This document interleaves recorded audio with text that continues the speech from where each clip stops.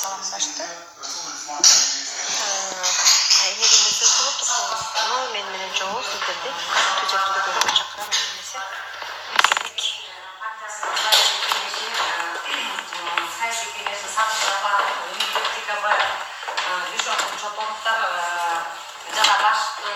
Жана башка мыйзамсыз камакта жаткандарды мыйзамсыз камак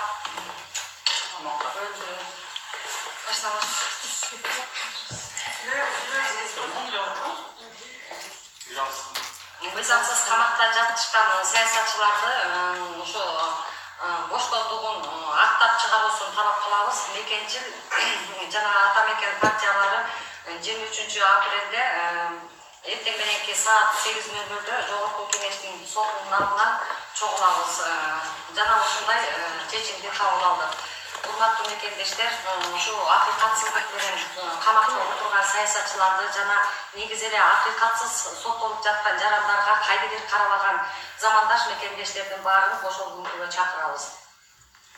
Рахмат. Кийинки сөз орусча прессага Здравствуйте, уважаемые представители средств массовой информации. Я вкратце хотел остановиться.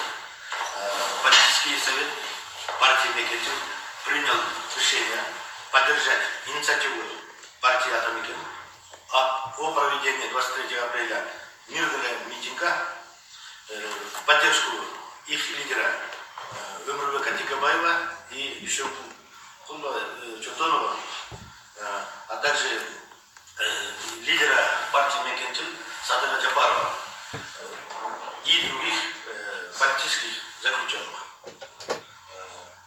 Я бы еще хотел отметить, что на сегодняшний день уже создано единый штаб по подготовке и проведению указанного мероприятия. Я думаю, где-то в скором ближайшее время мы где-то совместно уже проведем более расширенную совместную пресс-конференцию, и там уже будем уже более подробно останавливаться вопросы. Мы сегодня вот решили просто объявить о своей поддержке и данном мероприятии. А можно вопрос? Пожалуйста, можете Кто был инициатором вот этого дуэта? Инициатором Инициатором данного объединения была наша партия совместно с партией Атамекен. Но мы хотим подчеркнуть то, что мы не объединяемся там в одну партию или мы не объединяемся для того, чтобы идти совместно на предстоящие парламентские выборы. Это наше объединение несет характер, разовый характер, и мы объединяемся для бессрочного митинга, который планируется 23 февраля. Кыргызча айтканда мөөнөтсүз митингге чыгуу үчүн гана биригип атасыздар. Бизде дагы кошумча кошуп өтсөк, биз ошо биригип атканыбыздын себеби ушул биз 23-күнө чейин 23 апрелге чейин да бизде бир айдын тегерегиндеги убакыт болуп атпайбы? Ошол үчүн биз бийликке убакыт берип атабыз.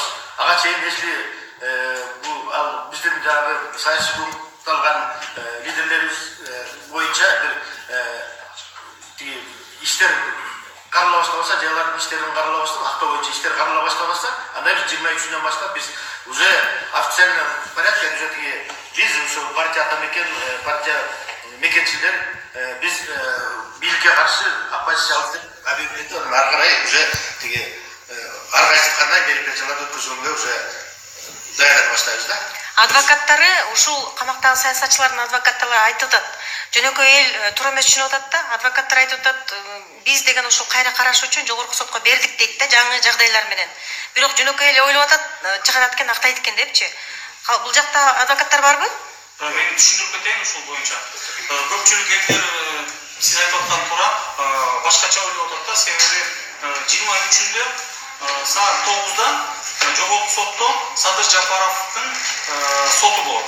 Ошол эле күнү 23 февралда саат 10-да Атамекен партиянын лидери Өмүрбек Текебаевдин дагы соту болот. Бирок бул соту жаңы кодекске ылайыктуу каралат да, пересмотр дела деп коет. Бирок ошол соттун процессинде Кудай буйрса биз дагы өтүнүч берели деп атабыз. Жаңы ачылган калган жагдай боюнча да карап бергиле деп өтүнүч негизи келтирсе болот да. Анан ошол сот келе берсин. Мен бурса ошол кырдаалга жашап байкап беребиз. Садыр Жапаровдун адвокатынын берген жазган публикациясы боюнча баягы кайрылгандан кийин мени күтүп атыптыр да жанагы юрист катары мыйзам чегинде ушул жаңы кодекстердин негизинде мындай отурган срогу кыскарат депчи мөөнөтү. Ооба, негизи мыйзамга таянсак, ошол жаңы кодекстин негизинде бир нече мөөнөтү кыскарыш керек. Бирок канчалык кыскартат? Где-то бул 3-4 жыл кыскарыш керек да, бирок эми бул баардыгын азыр чын айтканда бийлик чечет, бийликтен кандай чечим болот?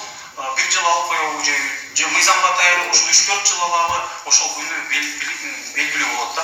Ошол митингге чыккандар кандай талап коесуздар? Актап чыксын деп. Биз митингге бир эле талап менен чыгабыз. Биздин партиянын лидери Садыр Нуркожоевич Жапаров толугу менен акталсын, себеби акталганга толугу менен жаңы жагдайлар ачылган.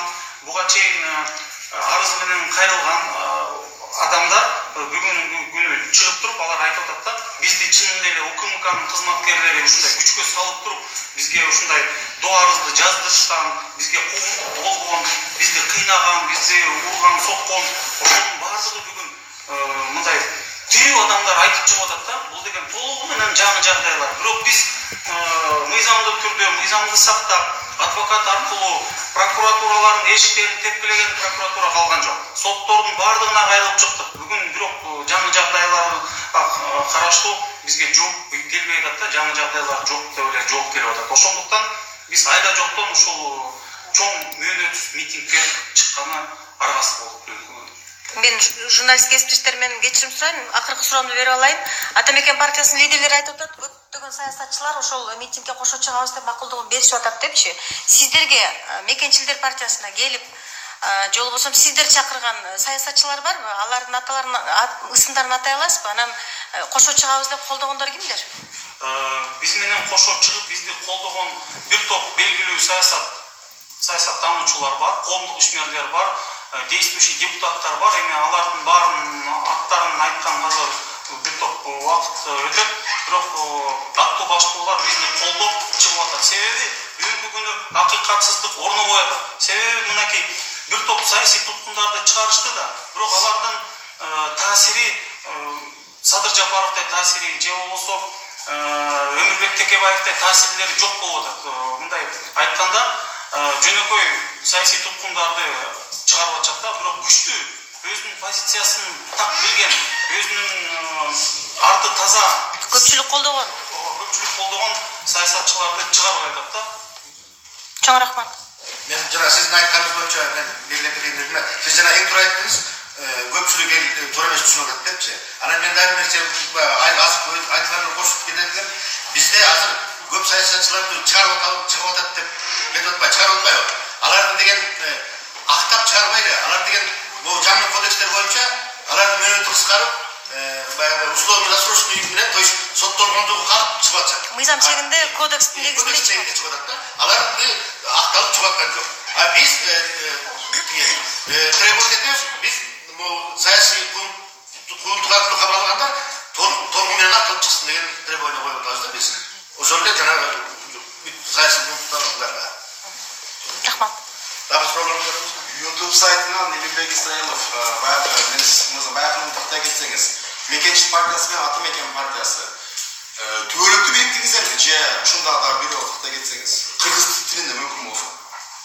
Мен буга чейин айтып кеттим, биз Атамекен партиясы менен түбөлүк бириккен жокпуз. Демек, чогуу кандайдыр бир шайлоого барабыз же ушундай эки партия, бир партия бирикти деп андай бизде андай биригүү жок. Биз ушул 23 февраль апрелге карата биз биригип атабыз. Ошол мөөнөтсүз митингге чогуу чыгабыз деп. Талаптарыбыз бир болуп атат, себеби эки партиянын лидеринин соту бир күндө болуп атат. Ошого байланыштуу биз бүгүн Атамекен партиясы менен ушул мөөнөтсүз митингге биригип атабыз. Анан буга кошумча биригүүбүздүн бирден бир дагы себеби Атамекен партиясынын лидерлери дагы булар саясий куугунтук менен камалып атышат, мындай айтсак мыйзамсыз.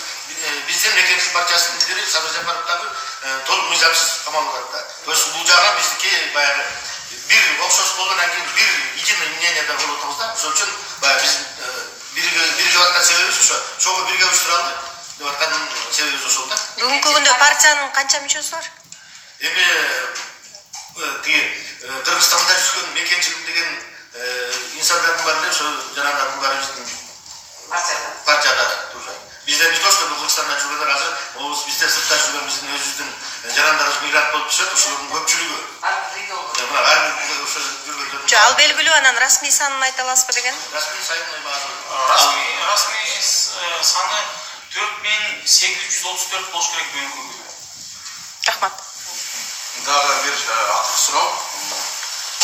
Ошол интернет соц тармактарда турат, ошол 23 апрелде да. Анан кайсы сотто, саат канчада ошондагы партиянын өкүлдөрү өзүңөр таста кетсеңиздер, өзүңөрдүн үнүңөрдөн укса, саат канчада кайсы сот болот? Буга чейин бир нече жолу да муну айтып кеттик. Сот Садыр Жапаровдун соту 23 апрелде саат 9да болот. 9да. Атамекен партиянын лидери Өмүрбек Текебаевдин соту ошол эле жогорку сотто саат 10да болот. Айырмасы 1 саат болгон. Биздин сот ушул 9да болот. Атамекен партиянын лидеринин соту 10да болот. Биз жетер 8дерге чогулабыз. Ошондо тынчтык митингди жарыялаганга карапайым калсак канчага чогулсак болот? Мисалы, ютубе көз карандысыз саат 8:30-дарга биз өзүбүздүн тарапташтарыбызды чакырып атабыз. 8:30-да? 8:30-дарга чакырып атабыз. Мейс айтып кетсеңиз, жанагы митинг боюнча кагаз бердиңерби, расмий кайрылуу? Расмий кайрылуу биз азырынча бере элекпиз, бирок аныбыз даяр болуп калды. Биз дагы бир ай мөөнөт бар да, ошол кыска мөөнөттүн ичинде биз мэрияга жана КУВДга өзүбүздүн ушундай кагазыбызды расмий түрдө мыйзамга таянып тапшырабыз. Эгерде уруксат берилбесе, сиздердин кадамыңыздар? Эми уруксат берилбесе, конституциядан бизден конституцияда так жазылып турат, тынчтык митингдерди өткөрсө болот. Себеби биз кандайдыр бир радикалдуу кадамдарга барайын деген оюбуз жок. Кандайдыр бир жаман нерселерге барабыз деген оюбуз жок. Биз жөнөкөй тынчтык мөөнөтсүз митингге чыгып атабыз, өзүбүздүн лидерибизди колдоп. Рахмат. Ошол камакка алынган 2017-жылдан бери ушундай акцияларга чыктыңыздар эле. Анан бул акциядагы ниетиңиздер атталат деген канчалык үмүтүңүздөр бар?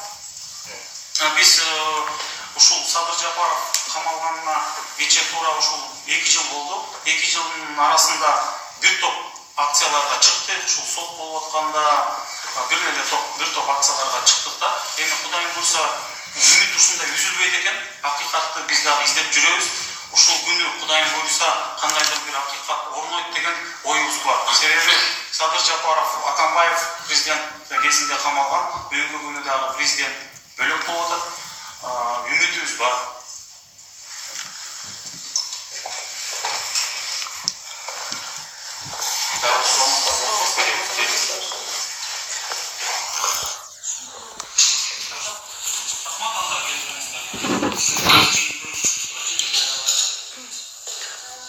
Достор, өзүңүздөр көргөндөй, түз эфирде Мекенчилер партиясынын лидери Садыр Жапаров байкебиз.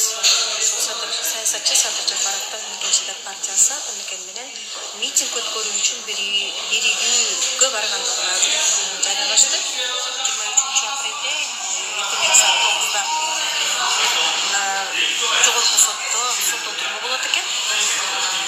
Атамекен партиясынын лидери Өмүрбек Текебаев Дүйшөк Кочотовдун соту менен Садыр Жапаровдун сотунун ортосунда 1 саат айырма бар дейт. Бүгүн ушул атайын пресс-конференцияга чакырышып, ушундай бир маалыматтарды беришти. Түзөтүүгө чейин ар дайым аман болуңуздар.